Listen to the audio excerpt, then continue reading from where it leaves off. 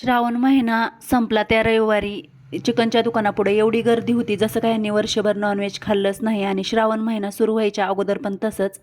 तर नॉनव्हेजमधूनच प्रोटीन भेटतं असं काही नाही, व्हेजमधूनसुद्धा प्रोटीन भेटतं. तर तुम्ही चिकन मटनच्या ऐवजी सोयाबीनची भाजी खाऊ शकता आणि अंड्याऐवजी पनीर वगैरे खाऊ शकता.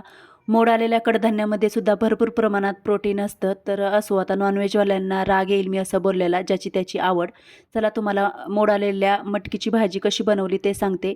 पहिल्यांदा मटकी स्वच्छ धुवून थोड्याशा पाण्यामध्ये हळद मीठ घालून 5-10 मिनटं शिजवून घेतली. नंतर फोडणीसाठी 2 चमचे तेल घातलं. तेलामध्ये जिरे, मोहरी, अद्रक लसूणची पेस्ट घातली. कांदा घातला. कांदा लालसर झाल्यानंतर त्यामध्ये टोमॅटो आणि कढीपत्ता घातला. नंतर घरगुती काळा मसाला, लाल तिखट, कांदा लसूण मसाला, अजून वरतून थोडीशी हळद घातली आणि नंतर मटकी ॲड केली. व्यवस्थित असं मिक्स करून घेतलं. माझ्याकडचं शेंगदाण्याचं कूट संपलं होतं म्हणून मी मसाला भेंडी बनवली होती, त्यातलाच थोडा मसाला शिल्लक होता तो घातला आणि मिक्स केलं. नंतर वरतून कोथिंबीर घातली आणि गरम पाणी ॲड केलं. तर तयार आहे आपली मटकीची भाजी आणि त्यासोबत चपाती बनवली होती.